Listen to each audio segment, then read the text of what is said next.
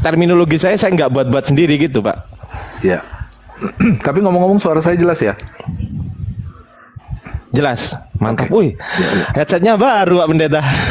Oh ya, bukan. Soalnya kemarin itu kan yang saya taruh-taruh ini kayak agak ribet gitu ya. Ditarik-tarik ke atas itu. Ini saya coba cari ya. Iya betul Pak. Cari yang ada mic-nya gini Pak. Bapak Ya. beli berapa itu? Beli berapa Pak itu? Ada cuma 200? Enggak lah, cuma 50.000 apa 30.000, saya lupa. Istri saya. Kalau yang soal online kan biasanya perempuan lebih pintar. Sebentar.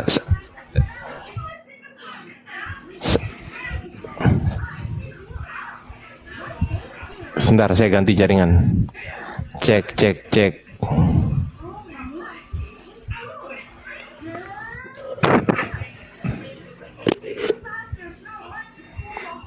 Cek, saya ganti jaringan ini. Ini nge-lag nggak, teman-teman? Udah ganti jaringan ini. Saya pakai Telkomsel. Tadi pakai WiFi. Wah, kacau ini. Oke, sip. Jadi aman, bagus. Oke, terima kasih. Jadi kitab suci itu adalah wahyu Tuhan yang dibukukan, kemudian Pak Pendeta juga setuju.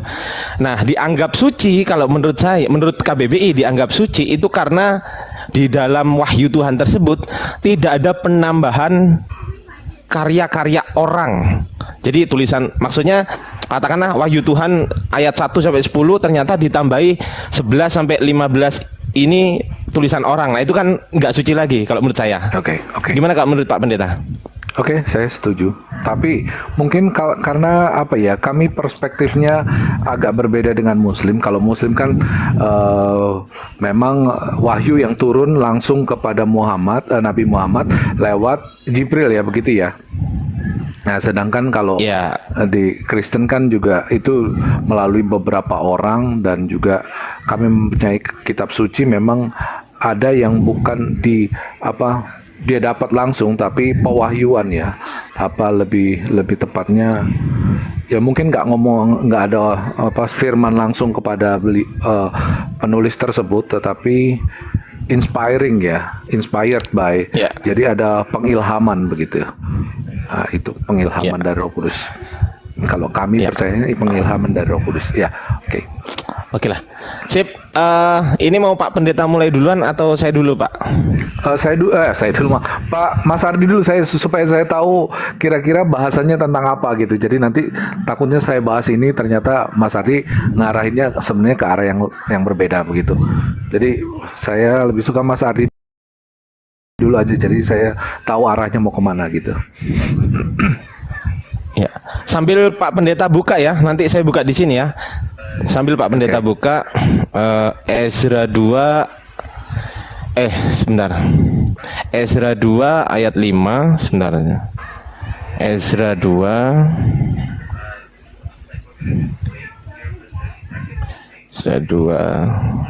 ayat 5. Nah, kita main sini. Ezra 2 ayat 5. Nih, dan Nehemia 7:10. Nehemia 7:10. Nehemia. Kita bahasnya satu-satu dulu aja, Pak, biar enak. Ezra 2 ayat. Mungkin saya Ezra 2 ayat 5 dan Ezra 2 ayat 5 dan Nehemia 7 ayat 10. Saya open cam balik ya, Pak ya.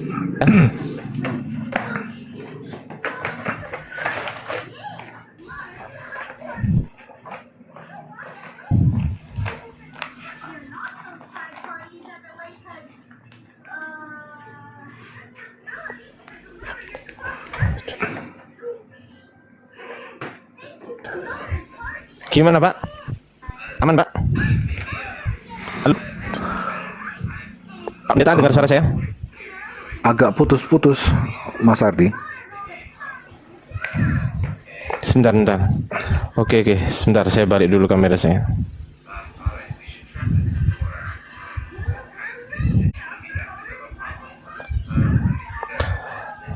Gini aja deh, langsung saya bacakan. Nanti Pak Pendeta bisa nyimak dari situ ya kan? Ya. Tar dulu.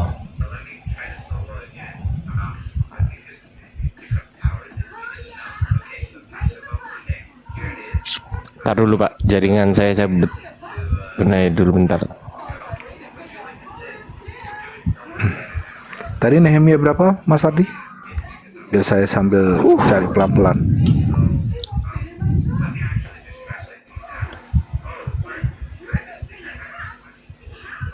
Nehemia 7 ayat 10 Pak. Nehemia 7 ayat 10 dan Ezra 2 ayat 5. Oke. Saya baca langsung aja ya Pak ya, biar nggak kelamaan. Betul, siap.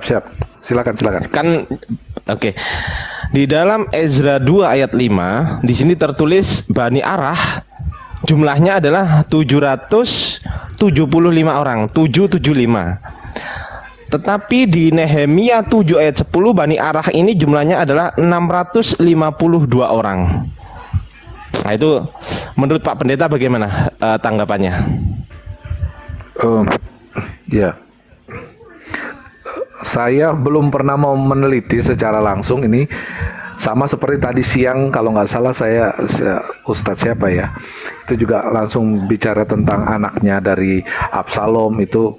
Jadi memang saya butuh waktu untuk ceknya. Tapi kalau misalnya seperti angka-angka seperti ini, begitu terus ada nama-nama orang, begitu memang sering saya banyak kasus memang ada kayak dalam bilangan dengan kitab apa begitu itu ada biasanya ada salah. Tetapi biasanya kalau saya baca-baca ada beberapa faktor yang menyebabkan yang satu dengan yang lain itu berbeda. Salah satunya ini kan salinan. Yeah. Jadi bisa jadi teksnya yang disalin itu mengalami kerusakan, atau yang kedua human error gitu ya. Yang menyalin itu ada kesalahan tulis begitu. Biasanya seperti itu. Kalau Pak Pendeta setuju nggak dengan apa namanya, dengan pernyataan bahwasanya Bible itu penulisnya diilhami Roh Kudus, penulisnya? Setuju nggak Pak? Iya, setuju. Nah, kalau yang saya heran kalau memang itu diilhami Roh Kudus, kenapa bisa berbeda ya Pak? Padahal Roh Kudus itu kan, saya yakin orang-orang Kristen itu Roh Kudus itu dipercaya sebagai sebuah kebenaran kan gitu kan? Iya. Dan nggak mungkin pernah salah kan, yang namanya Roh Kudus itu kan dipercaya sebagai Tuhan juga kan di dalam Kristen ya kan? Iya. Nah, bagaimana mungkin seseorang yang diilhami Roh Kudus terus ya silakan Pak. Kalau menurut saya bahwa sebenarnya kitabnya nggak salah, tetapi yang salah itu penyalinannya. Ya, yang menyalin itu salah gitu. Jadi ada human error di saat penyalinan. Ya, jadi kalau penulisnya sih diilhami Roh Kudus saya percaya, dan apa yang dia tulis ataupun yang dia sampaikan itu bisa dipertanggungjawabkan. Tetapi pada masa itu kan kita tahu bersama memang penyalinan itu secara manual begitu ya Mas ya. Jadi ditulis ulang begitu. Nah, orang yang ditulis ulang ini bisa jadi error begitu kan. Tapi kalau penulis utamanya itu saya percaya dalam pimpinan atau pengurapan Roh Kudus. Jadi pas penyalinan itu bisa terjadi error, ataupun zaman dulu kan memang ditulis dalam perkamen yang rentan gitu ya, masih bisa rusak. Jadi waktu mau disalin pun ada kerusakan kerusakan dari materialnya. Jadi tidak terbaca atau apa, bisa jadi seperti itu. Ya, pada kesimpulannya ya ini di ayat ini tadi, di ayat yang saya sebutkan ini terjadi perbedaan gitu kan. Ya. Yang notabene kalau menurut saya ini mencederai makna dari suci. Kalau menurut Pak Pendeta gimana? Oke. Kalau menurut saya sih namanya kitab sucinya apa ya, kitab suci aslinya tidak, tapi salinan-salinannya mungkin ada error-error, kesalahan-kesalahan. Kalau mau dibilang kemudian tidak menjadi kitab suci, karena itu salinannya ya. Jadi kan kita harus memahami kitab itu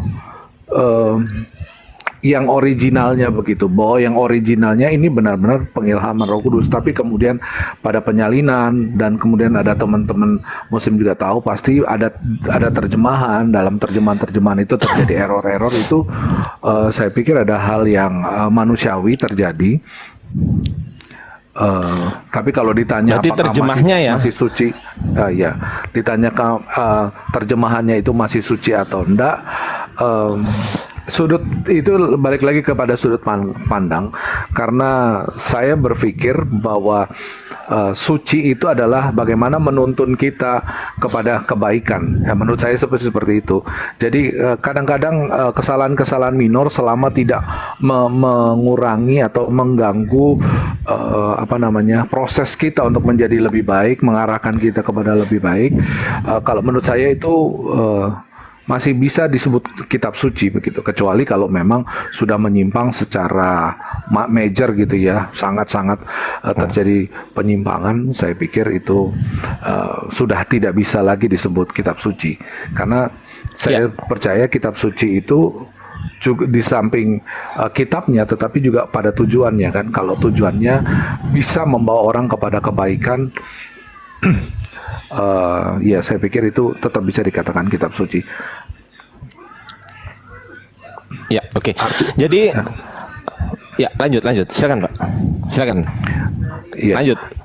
Ya, artinya kalau menurut saya kayak ini kan angka-angka yang nggak secara langsung itu kepada iman begitu ya, karena ini angkanya 772 terus satunya 652, tidak ada hubungan langsung kepada iman. Maksudnya nggak ada hubungan langsung sehingga iman kita jadi goyah gara-gara loh kok tentaranya jadi segitu gitu kan, nggak ada hubungan langsung kepada iman kita gitu.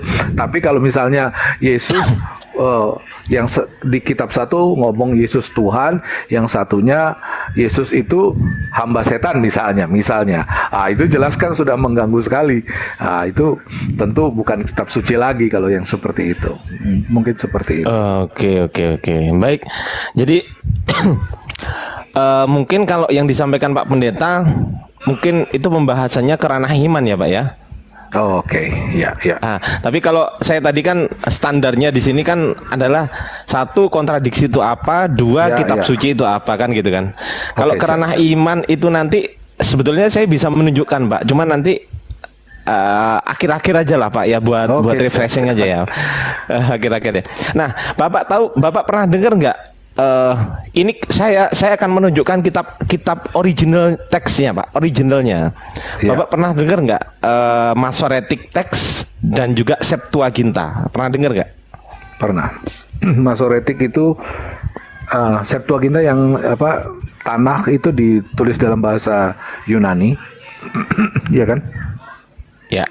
Yang kalau nggak salah abad 3 atau abad 2 sebelum Masehi ya. Ya. Dan Masoretic itu kalau nggak salah abad 9 ya.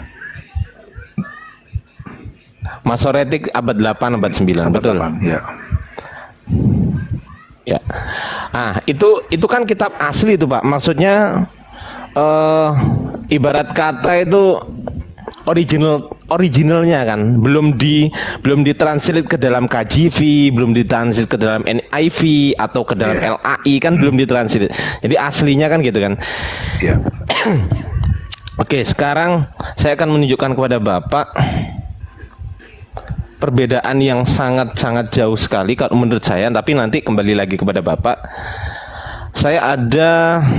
Bapak silakan buka di Deuteronomi atau Ulangan 32 ayat 8. Sambil dicek sambil saya buka ya Pak ya. Ya. Ulangan. Deuteronomi Ulangan 32 ayat 8. Kalau Pak Pendeta sudah buka silakan dibaca. Ketika Sang Maha Tinggi membagi-bagikan milik pusaka kepada bangsa-bangsa, ketika ia memisah-misah anak-anak manusia, maka ia menetapkan wilayah bangsa-bangsa menurut bilangan anak-anak Israel. Oke, menurut bilangan anak-anak Israel ya Pak? Iya. Oke, saya akan bacakan di Masoretic teksnya Pak ini. Ini kalau Bapak nggak percaya nih, sebentar saya balik dulu. Saya balik lagi. Nah ini Masoretic teks. Teks Masoreticsnya. Kemudian saya akan lanjut. Deuteronomi 32 ayat 8. Ayat 8. Oke. Di Masoretic teksnya berbunyi gini, Pak. According berdasarkan to the number jumlah dari children of Israel, anak-anak Israel. Di situ apa bunyinya, Pak? Betul ya? Iya. Oke. Menurut bilangan anak-anak Israel. Ini betul menurut bilangan. Tetapi di Septuaginta, Pak. Iya. Septuagintanya saya akan tunjukkan. Nah ini Septuaginta LXX itu kan Septuaginta tuh, Septuaginta, Pak. Iya. Ayat berapa tadi? 8. Oh ya. Kata Aritewon, Engelon, Theon. Jadi Engelon ini apa? Kita cek ke bahasa translate-nya ya. Iya. To the number of the angels of God, Pak. Malaikat Tuhan, Pak. Engelon, Pak. Nah ini yang benar yang mana ini, Pak? Ini kan asli. Septuaginta asli, Masoretic juga asli, teks asli. Gitu loh. Ya, Septuaginta itu terjemahan juga. Betul, terjemahan. Tapi kan intinya kan dia kan naskah asli, Pak. Naskah terjemahan aslinya pada abad kedua sebelum Masehi. Ya. Kan gitu. Kalau yang Masoretic kan abad ke-8. Ini sebetulnya Mesorah ini kan penambahan nikut aja kan, sama disalin dan disunting aja kan pada abad ke-8. Tapi sebelumnya kan sudah ada. Kan gitu. Iya. Nah, menurut Bapak gimana ini? Silakan ditanggapi, Pak. Jadi Septuaginta itu memang dia terjemahan dari dari kitab atau Bible Yahudi ya, Bible-nya Yahudi. Artinya ini terjemahan gitu, terjemahan ke dalam bahasa Yunani. Ya. Jadi terjemahan ke dalam Yunani. Nah, jadi yang jadi masalah adalah memang kemudian teks asli yang pada zaman itu sayang sekali kan susah ditemukan ya, sulit ditemukan. Yang paling bagus adalah orang bisa lihat paling di itu ya, yang Dead Sea Scroll itu kan. Itu yang naskah tanah atau naskah Bible-nya Yahudi itu yang paling tua, yang dalam tulisan Ibrani itu yang paling tua yang bisa ditemukan adalah yang dari Dead Sea Scroll. Jadi saya juga tidak bisa akhirnya saya percaya bahasa Ibrani aslinya harusnya yang benar begitu. Yang benar adalah bahasa Ibrani aslinya begitu. Cuma kan saya tidak bisa menunjukkan karena memang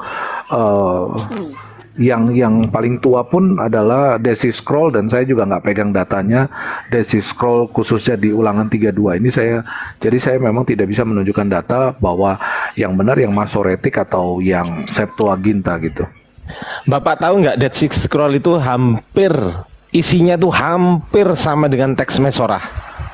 Ya, betul. Hampir sama, cuma sebentar ya. Masoret. Jadi di sini kalau Bapak buka Wikipedia, di sini ada tertulis seperti ini. Naskah Laut Mati telah menunjukkan bahwa naskah Masoreh hampir sama dengan beberapa naskah Tanakh yang berasal dari 200 tahun sebelum Masehi. Ya. Jadi naskah Mesorah ini, Pak, ibarat cerminnya gitu loh, Pak. Jadi kalau menurut saya bukan menurut saya ya, menurut yang saya baca, ya informasi yang saya baca berupa sejarah ini ya berarti ya nggak ada bedanya. Ya artinya begini, Dead Sea Scroll dan Masoretic yang ada di abad 9 abad 8 itu kesamaan kan, tadi dikatakan sama. Artinya di sini kita bisa simpulkan berarti ada terjadi kesalahan pada waktu Septuaginta, penyalinan ke atau translate ke Septuaginta. Karena kalau memang Dead Sea Scroll itu kan juga umurnya sebelum Masehi dan itu dikatakan sama, hampir bisa dikatakan identik dengan Masoretic, artinya kemungkinan besar ada kesalahan dari translasinya. Bahkan saya ragu, Pak. Jadi gini, ragunya saya itu contoh ya, Pak, contoh. Kalau mahasiswa saya mengajukan sebuah skripsi kepada saya kemudian saya akan cek ini dapat dari mana, ngutip dari mana. Dia akan menunjukkan kepada saya di daftar pustaka, kan gitu. Ini Pak, ini Pak, oke, di daftar pustaka ada. Sekarang coba mana data dari daftar pustaka. Saya minta saya cek. Yang mana yang kamu kutip? Yang ini Pak. Oke, sekarang itu kalau mahasiswa S1. Kalau mahasiswa S2 mungkin lebih ketat lagi. Mungkin ketika dia sudah menunjukkan kepada saya ini, saya akan tanya lagi, ini dapat dari mana? Si Z, si A ini dapat dari si B. Oke, si B dapat dari mana? Si C. Cek lagi, si C dapat dari mana? Si D. Apakah benar si D ini meneliti sendiri? Oh, ternyata benar, selesai. Nah, itu kalau dalam ranah akademis ya, Pak. Tetapi jika memang Bible ini dibawa ke ranah akademis, pertanyaan saya, Pak, adakah satu nama saja dari penulis Septuaginta, Pak, yang dapat membenarkan bahwasanya kitab ini memang dianggap, ya mohon maaf, dianggap orang Kristen, bukan dianggap orang Islam ya, dianggap orang Kristen sebagai sebuah kitab yang suci, kan gitu, Pak. Gimana menurut Bapak? Kira-kira lolos nggak secara akademis, Pak, jika memang tidak terdapat atau no name penulisnya? Silakan, Pak. Ya, untuk Septuaginta ya. Ya, Septuaginta dulu aja. Kita nggak kemana-mana. Septuaginta dulu.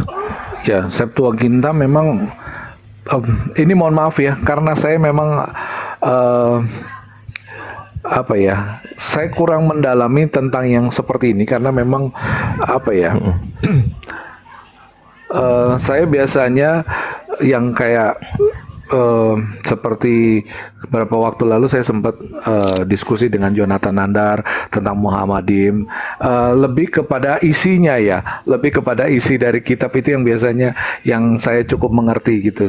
Kalau yang seperti sejarah tentang apalagi yang sepertinya memang saya kurang mengerti dengan baik ya, maksudnya apa ini bidang yang kurang saya kuasai sebenarnya. Nggak apa-apa, Pak, nggak ada masalah. Jadi saya juga tidak akan lari ke jauh-jauh ke situ kok sebetulnya, Pak. Nggak, kita kembali ke tema aja, karena nanti kalau terlalu jauh nanti kan juga kabur-kaburan ya. Kabur-kaburan juga kan, Pak, gitu. Jadi kembali ke topik aja, bahwasanya ini bukan soal ranah iman dulu ya, Pak, tetapi kita dalam soal kesepakatan dari definisi kontradiksi dan definisi kitab suci tadi. Apakah itu mengarah ke iman atau tidak? Itu terlepas itu ya, Pak ya. Tapi yang jelas dari ayat yang saya suguhkan tadi dari Ezra 2 ayat 5 dan Nehemia 7 ayat 10, kira-kira menurut Pak Pendeta ini kontradiksi nggak? Ya, jadi kalau menurut saya, kalau memang secara kasat mata jelas berbeda ya, berbeda, jelas kontradiksi. Tetapi kan tadi saya bilang bahwa ada kemungkinan tadi beberapa ya. Jadi itu karena copy atau salinan, ada kemungkinan memang naskah aslinya mengalami kerusakan sehingga tidak terbaca dengan baik. Yang kedua bisa juga human error. Ya, kenapa kami bisa tetap mempertahankan atau mengakui bahwa itu ada kitab suci ya, karena kami menyadari pada zaman dulu itu memang belum ada mesin cetak dan mesin fotokopi begitu, memang masih disalin secara manual. Jadi ada aja kemungkinan untuk terjadi kesalahan, human error. Tapi kalau bisa dibilang tentang persentase, itu persentasenya minor sekali, kecil sekali gitu. Dari berapa ribu ayat itu kesalahan-kesalahan atau kontradiksi itu mungkin di bawah 1% mungkin. Ya, oke. Terima kasih atas tanggapan Pak Pendeta. Saya sebetulnya bisa menunjukkan perbedaan ayat sampai dengan kontradiksi ya, sampai dengan 88 kontradiksi Pak sebetulnya. Cuman kalau saya bahas lanjut, silakan. Saya pernah baca itu bukunya. Saya pernah baca dan saya juga pernah baca counternya. Ya. Buku counternya. Tapi yang memang pada kenyataannya saya nggak pegang bukunya. Jadi saya nggak bisa jelasin counternya gitu. Ya, sebenarnya saya udah pernah baca juga gitu. Oh, memang ada kayaknya hampir 100 malah waktu itu kalau nggak salah saya. Nggak ada salah, Pak.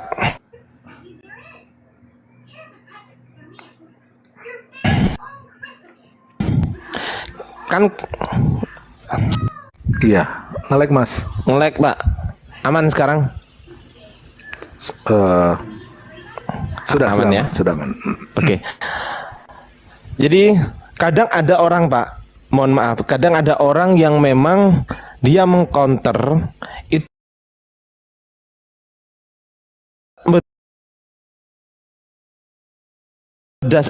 ikut imannya itu ikut, maksudnya dogmanya, dogmatisnya itu dimasukkan dalam pembantahan itu, paham maksud saya Pak ya? Ya, ngerti. Jadi nggak netral dogmatisnya itu ya, kurang lebih. Betul. Tetapi kalau saya berbicara ini ya, kalau saya berbicara sebagai seorang akademisi, maka lingkupnya adalah lingkup akademis. Contoh, andai pun ada ayat di situ yang ini yang satu bilang A, yang satu bilang B, secara akademis ini kontra, kan gitu? Ya, betul. Kontra secara akademis. Nah, jadi saya tidak akan mengklaim apa-apa dari diskusi ini, dan juga saya tidak akan menjustifikasi apa-apa dalam diskusi ini karena mohon maaf.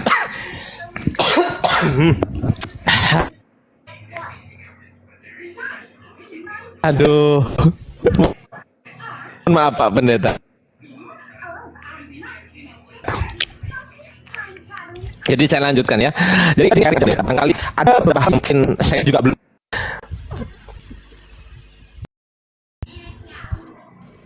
Halo. Ya, halo. Wah, nge-lag ini. Aduh, saya nge-lag ya. Iya. Bentar. Aduh, ini. Saya nggak boleh senden ternyata. Nah, kalau saya nggak senden nggak nge-lag. Nge-lag nggak Pak? Sekarang aman? Sekarang aman. Oke, sudah oke ya? Oke. Jadi saya nggak akan klaim apa-apa Pak dari diskusi ini. Cuman kemudian yang saya fokuskan di sini adalah mengenai kontradiksi. Tadi Pak Pendeta sempat bilang bahwasanya kontradiksinya antara ayat per ayat banyak juga ditemukan, dan juga kontradiksi dengan sejarah. Ada pihak-pihak Kristen, teman-teman Kristen yang lain itu mengatakan bahwasanya Bible ini sejalan dengan sejarah atau sains. Kira-kira menurut Bapak gimana? Ya, saya setuju dengan itu. Tentunya harus setuju ya. Oke. Ya. Tapi andai kata saya bisa membuktikan kepada Pak Pendeta bahwasanya Bible itu tidak sejalan dengan sejarah atau tidak sejalan dengan sains, kira-kira gimana Pak? Ya, enggak apa-apa, kita berdiskusi untuk itu. Kita diskusikan ya Pak. Kita diskusikan ya. Oke, sebentar, siap. Saya buka data dulu. Oke. Jadi Bapak bisa buka, sebentar, saya tutup dulu biar nggak terlalu banyak ini tab saya. Waduh, banyak banget. Bapak juga bisa buka di situ kok, tenang aja, bentar.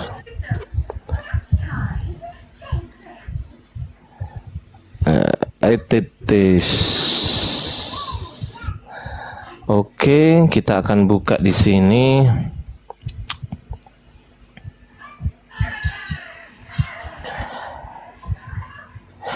Bapak di situ pegang Quran nggak? Nggak ada ya? Nggak. Bisa buka Quran di situ nggak, Pak? Bisa ya? Quran Kemenak gitu. Coba saya ketik dulu. Karena handphone saya yang satu ini bisa nggak? Agak lelet. Kemenak, Quran Kemenak gitu ya. Ya, oke. Oke. Bapak bisa buka surat Hud ayat 44. Surat Hud Surat Hud itu surat berapa ya? Ayat surat 11 ya. Surat Hud itu 11. Ayat ke 11. Ayat ke-44. 44. 3, 4. Iya. Oke. Oke. Masih aman ya teman-teman ya. Saya masih aman ya. Masih aman ya Pak Pendeta saya. Aman. Oke. Saya baca ya Pak ya. Ya. Sudah nemu Pak? Ayat 44 sudah nemu? Sudah. Oke. Di firman Bismillahirrahmanirrahim. Difirmankan oleh Allah, wahai bumi, telanlah airmu, dan wahai langit, berhentilah mencurahkan hujan. Air pun disurutkan, dan urusan pembinasaan para pendurhaka pun diselesaikan. Dan kapal itu pun berlabuh di atas gunung Judi atau Kudi, dan dikatakan kebinasaanlah bagi kaum yang zalim. Ini adalah cerita tentang kapalnya Nabi Nuh, Pak. Iya. Ya, betul kan? Oke, iya. Kapalnya Nabi Nuh disebutkan di Al-Quran adalah bersandar atau berlabuh atau kandas di Gunung Judi atau Kudi kalau bahasanya. Oke. Sekarang kita cek di Kejadian 8 ayat 4, Pak. Di Ararat ya? Ya, betul, di Ararat. Di Ararat. Kalau menurut Bapak sudah pernah baca belum itu? Apanya? Oh, hafal Bible ya. Enggak, maksudnya sudah pernah baca belum bahwa secara sejarah sains itu kapal Nabi Nuh ditemukan di mana? Sudah pernah baca belum? Oh, belum. Oke, saya tampilkan ya, Pak ya. Karena ada beberapa klaim ya. Ya, saya tampilkan, Pak. Jadi sebentar, saya tampilkan di sini. Oke, saya balik aja kamera saya.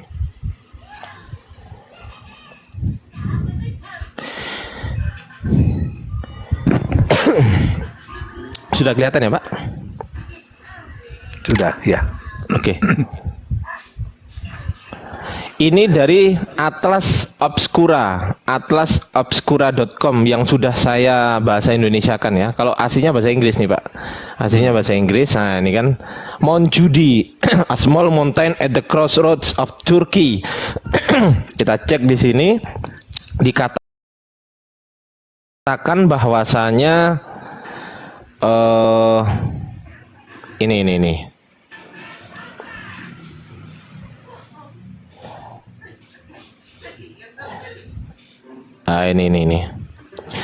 Geologis Jerman dengan nama Dr. Friedrich Bender ya discovered bits of wood and asphalt on Judi.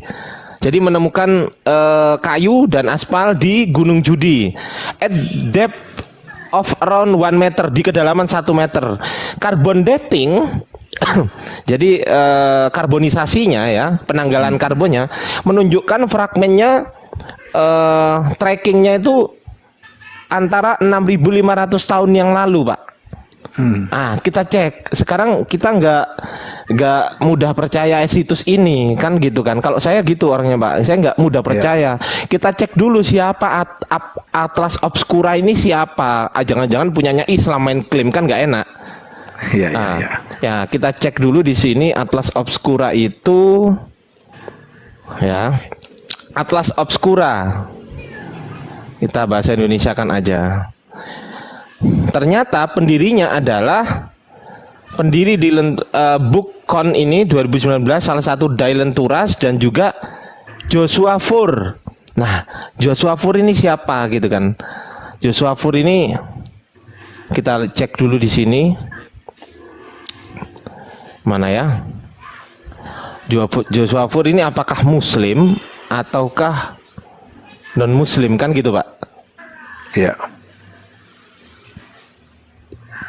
Kita cek Joshua Fur. Nah, kita buka link tab baru. Nah, ini Joshua Fur. Ya oke ya, Joshua Fur. Ini Joshua Fur, teman-teman. Kita bahasa Indonesia kan aja biar mudah dibaca. Kalau bahasa Inggris butuh pikiran lebih, nanti cepat lapar saya. Iya, kalau bahasa Inggris saya ini Ford telah mendirikan beberapa organisasi, beberapa diantaranya didedikasikan untuk melestarikan tradisi Yahudi, Pak. Pada tahun 2013, Ford mendirikan situs web Sefaria, Pak. Nah, Sefaria. Jadi orang Yahudi, Pak. Ya. Orang Yahudi ya. Oke. Orang Yahudi ini. Kemudian kita cek sekarang di manakah posisinya kapal Nabi Nuh itu bersandar. Kita cek. Nah, ini ke map langsung Pak kita Pak. Ini Gunung Ararat. Namanya Agridagi. Sekarang itu namanya Agridagi ini. Kalau orang sana nyebutnya Agridagi, Gunung Ararat.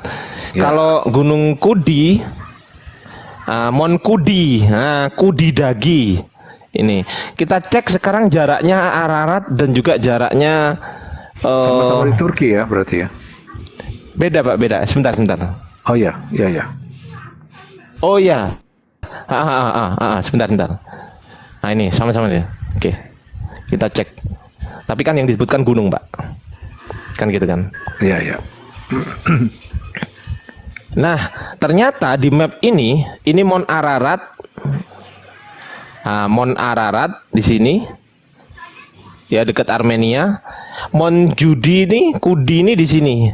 Jadi total distance-nya berapa ini? Ini 309,5 km. 309,54 km. Jadi jaraknya ini sama ini tuh kayaknya 300 km, Pak. 300 km kurang lebih. Yang Bible mengatakan yang Bible mengatakan di Ararat, yang Al-Qur'an mengatakan di Mount Judi. Gunung Judi. Jadi ini saya kembalikan lagi kepada Pak Pendeta. Saya di sini bukan bertugas untuk mengklaim disclaimer atau seperti apapun. Pasti semua orang itu akan membela agamanya masing-masing. Itu pasti. Cuman di sini kita berbicara secara diskusi ya Pak ya, kan gitu. Oke, silakan ditanggapi Pak. Kalau menurut Bapak bagaimana? Ya, tentang penemuan itu Bahtera Nuh itu memang sudah banyak klaim ya. Maksudnya saya sudah baca dari tahun berapa gitu. Sudah ada, bahkan ini juga di Turki juga di Gunung Araratnya juga sedang diadakan pencarian ya, karena mereka juga menemukan ada salah satu kisah Hagopian yang mengklaim telah menemukan Bahtera Nuh bukan hanya sekali tapi 2 kali. Ia menemukan Bahtera Nuh ketika menggembala domba ke dataran tinggi di Gunung Ararat. Ini di Detikcom. Karena kekeringan selama 4 tahun, Bahtera muncul dari tempat terpendam di salju sehingga tangga di bagian luar perahu dapat dinaiki. Menurut pengakuan, ia bahkan sempat berjalan di atasnya. Di lain waktu, ia sempat mengunjungi kapal itu lagi dan mengklaim kayu perahu itu membatu. Pengalamannya itu dituangkan dalam catatannya sendiri, namun tidak terbukti. Berikut ini lini masa orang-orang mengklaim telah menemukan Bahtera Nuh. Ini saya bacain ya.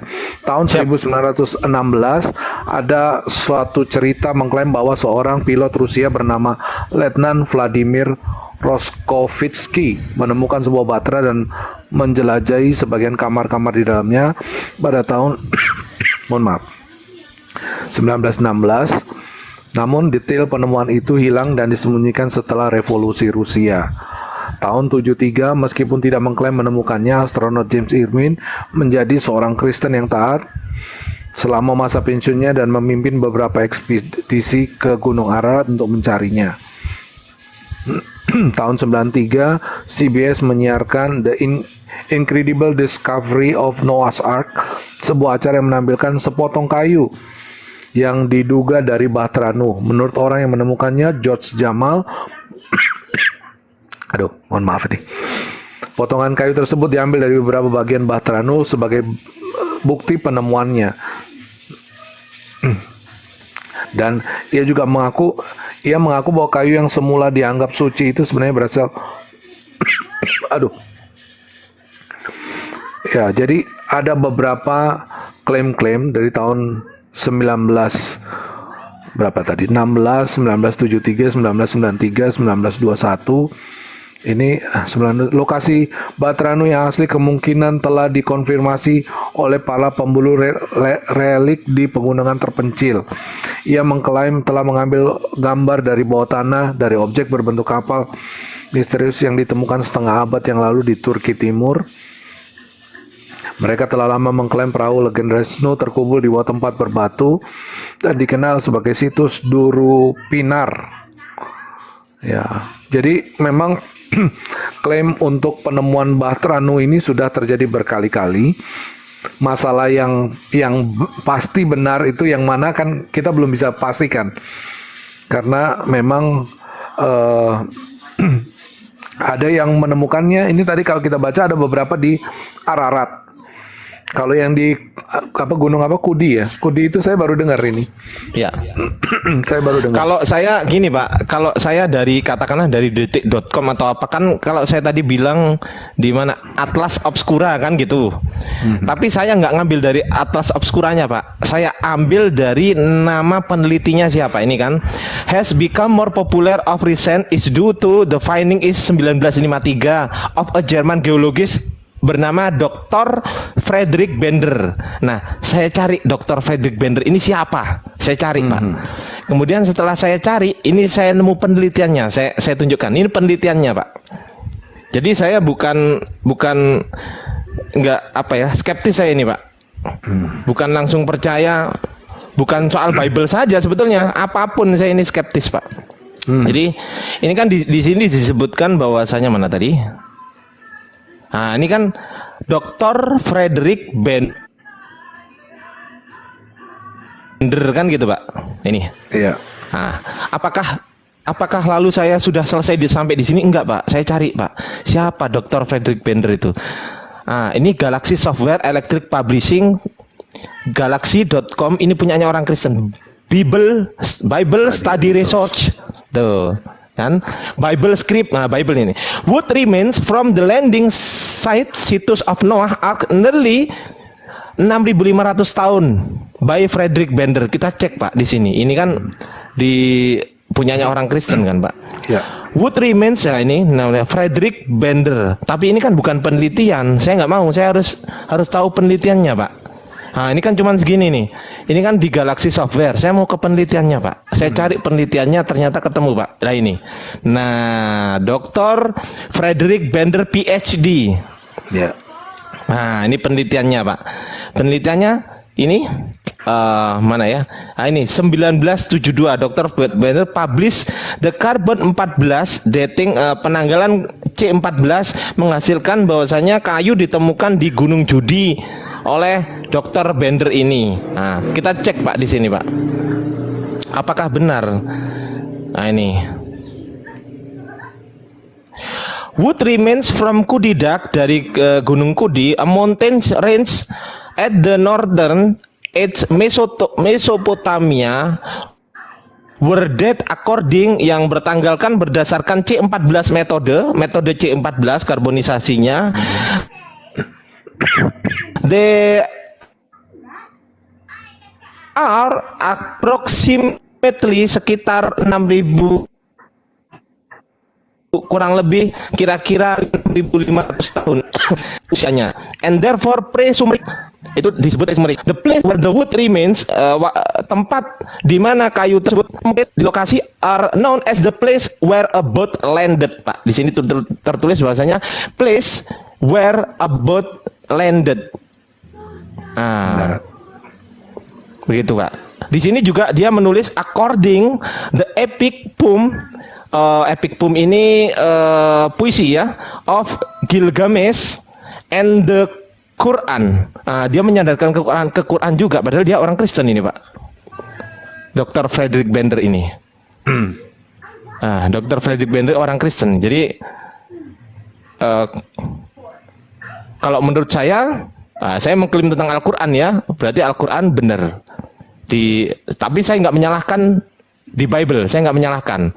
Ya. Tapi saya hanya mengklaim Quran sendiri karena kan Quran saya imani. Jadi teman-teman di bawah nggak usah saling hujat teman-teman ya. Kalau saling hujat saya matikan komentarnya. Saya ini dari tadi diskusi santai gitu loh. Kristen-Kristen di bawah tolong dikondisikan lah teman-teman. Gitu loh. Muslim juga jangan dipancing-pancing ya, diredam-redam aja ya. Diredam-redam aja teman-teman ya. Oke. Jadi begitu Pak. Ini penelitiannya sudah saya dapat. Jadi seperti itu Pak. Silakan. Ya.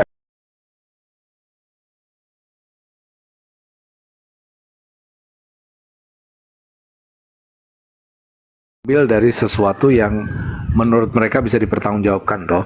Nggak mungkin mereka akan cari comot berita yang ya asal-asalan gitu ya kan, kredibilitas mereka yang dipertaruhkan ya kan. Nah di sini tulis Profesor Raus Esprante dari Geoscience Research Institute adalah satu dari 108 ilmuwan dari seluruh dunia yang melihat bukti terkait tempat pendaratan tersebut. Esprante pernah membahas hal ini dalam Simposium Internasional Gunung Ararat dan Bahtranu di Agri, Turki. Tujuan saya mengunjungi situs di sekitar gunung tersebut menemukan tanda-tanda terkait peristiwa bencana di masa lalu. Pada April 2010, arkeolog dari NAMI melaporkan mereka menemukan sebuah batra yang mereka yakini 99,9% adalah bata. Menurut laporan The Epoch Times, tim yang beranggotakan 15 itu melakukan pencarian di Turki Timur dan mengklaim menemukan batra tersebut di Gunung Ararat dengan ketinggian 3.962 meter di atas permukaan laut. Jadi ini juga, tapi kalau Mas Ardi kan tadi sudah cek sampai ke ke penelitinya dan cari hasil penelitiannya. Nah yang beda saya belum sampai ke sedalam itu. Saya baru baca informasi ini gitu. Ya. Artinya sama-sama punya dasar sebenarnya sih antara di gunung apa tadi Yudi tadi dengan Kudi Ararat, atau Judi. Ya, Judi. Kalau bahasa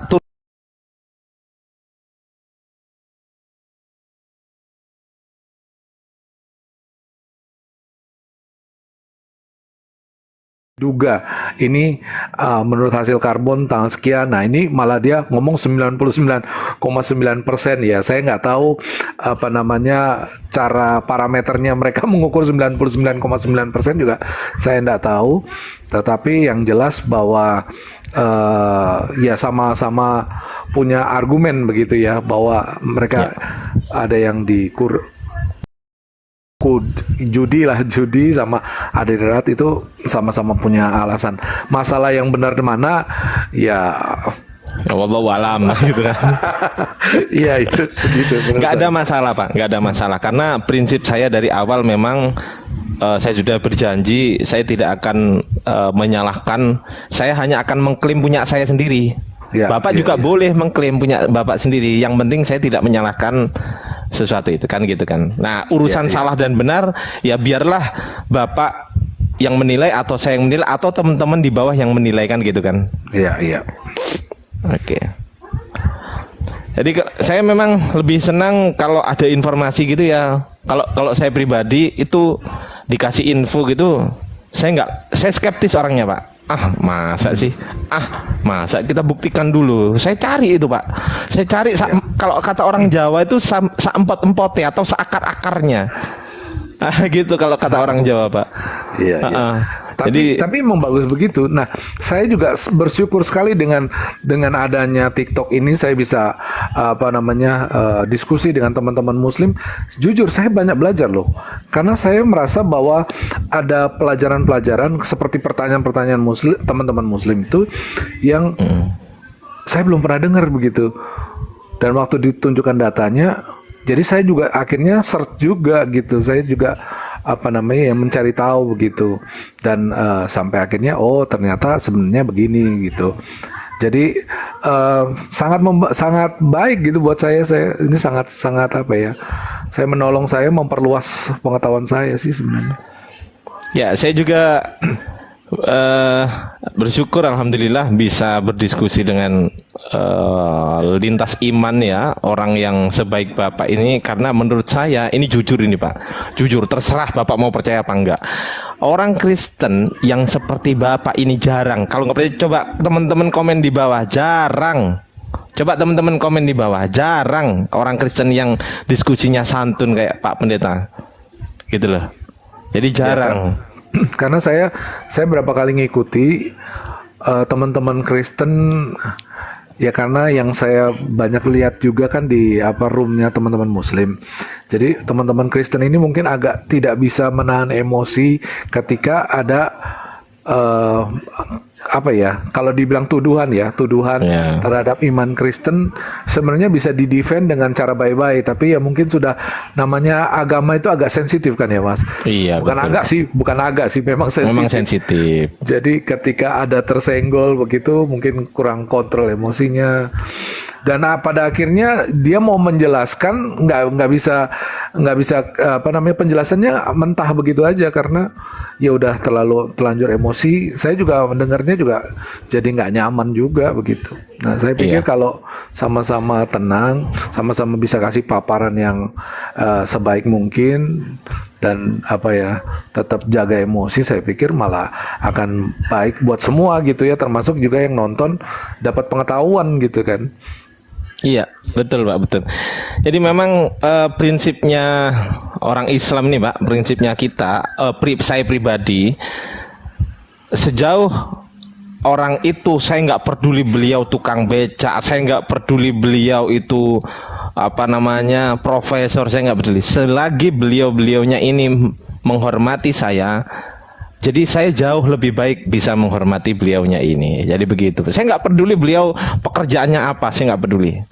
Secara manusiawinya gitu. Tapi kalau secara akidah ya memang berbeda. Itu urusan masing-masing kan gitu kan. Nah, dalam ranah berdiskusian ini yang diperlukan itu sebenarnya bukan hanya pengetahuan, Pak, tapi juga adab. Yes. Adab itu juga perlu. Jadi etika, adab, sopan santun. Terus kemudian cara menyampaikan sesuatu, ya kan? Terus kemudian cara membantah sesuatu. Itu bagi saya itu penting gitu untuk dinilai gitu kan, Mbak. Bagi saya. Jadi kalaupun saya ada Pak, satu orang Kristen, dia juga nggak menghujat sih, nggak menghujat, narasinya juga bagus.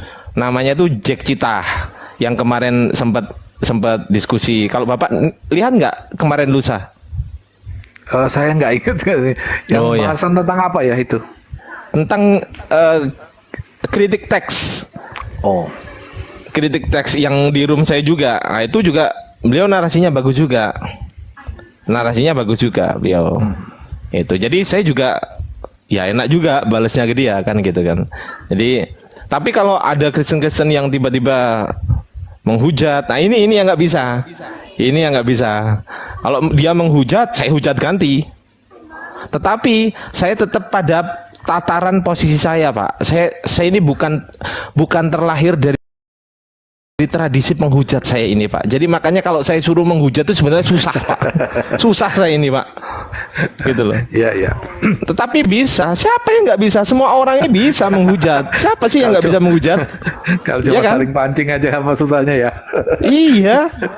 Bisa aja kalau kita saling menghujat, bisa aja. Siapa yang bisa? Semua orang tuh bisa. Tetapi kembali lagi, kira-kira setelah menghujat gitu dapat apa ya? Iya, akhirnya nggak mengedukasi juga sama yang dengar gitu ya. Betul. Ya. Makanya saya senang diskusi. Saya sekarang boleh mungkin bertanya ya. Boleh. Karena silakan, Pak. Mungkin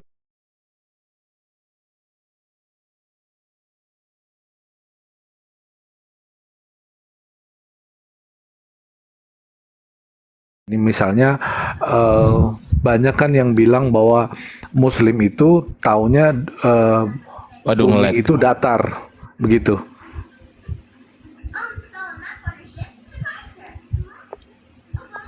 Ya.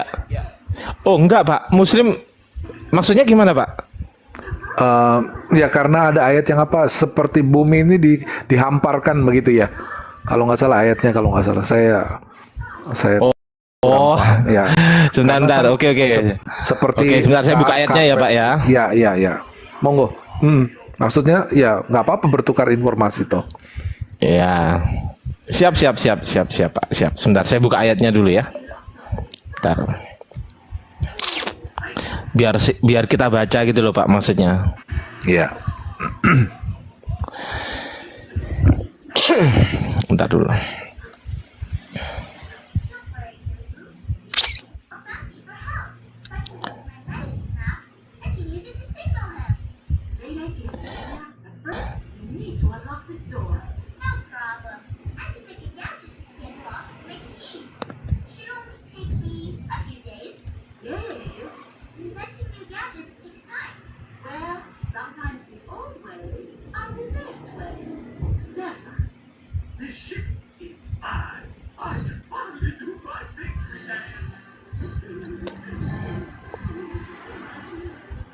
Halo Bro Carlo.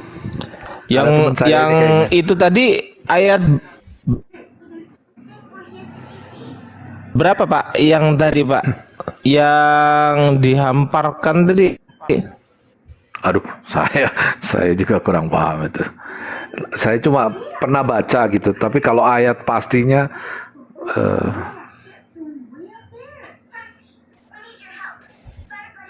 Oh, ya. Yasin.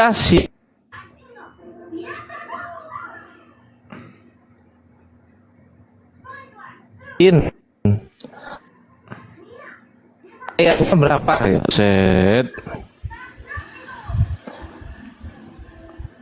Cek.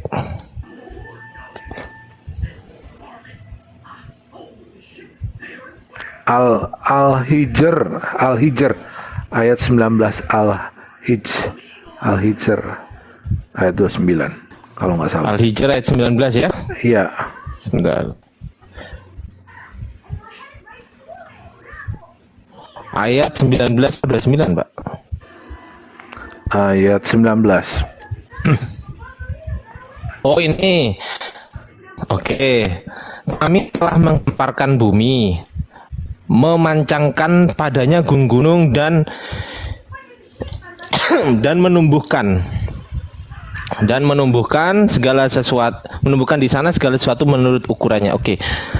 Selama saya membaca Al-Qur'an, saya tidak berani menafsir sendiri, Pak. Jadi umat Islam tuh nggak boleh mentafsirkan Al-Qur'an sendiri karena ada 15 kurang lebih ada 15 keilmuan, Pak. 15 keilmuan untuk memahami Al-Qur'an. Jadi mulai dari ilmu nahwu shorof, ilmu balaghah, ilmu mantik dan lain sebagainya, saya lupa 15 itu. Dan itu tidak semua orang bisa. Dan orang yang ahli mentafsirkan Al-Qur'an itu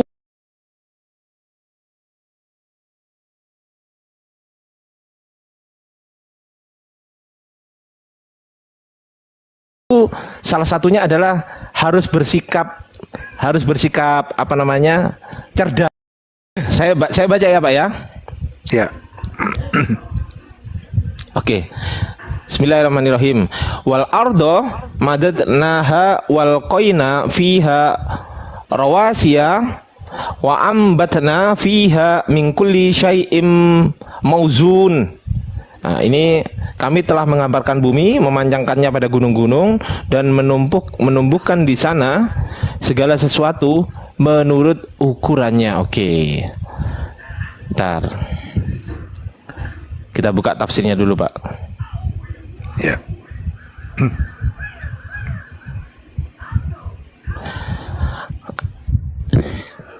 Ada juga ini di An-Naziat, di surat An-Naziat ayat 30, dan bumi sesudah itu dihamparkannya. Oke. Ya. Sini ada yang namanya penggunaan kata amik, Pak, sebagai ganti kata kata bait yang merupakan isyarat bahwa bumi itu bulat. Jadi di sini ada, kalau kita cek di bahasa aslinya, penggunaan kata amik, ya kan, sebagai kata ganti bait. Nah, ini artinya kalau menurut para ulama ini penafsirannya adalah bulat, Pak. Jadi dihamparkan itu, sebentar ini ya. Nih, ntar Apa mau saya balik Pak kameranya? Nggak usah ya. Gini aja saya baca ya. Iya ya. Oke. Nih.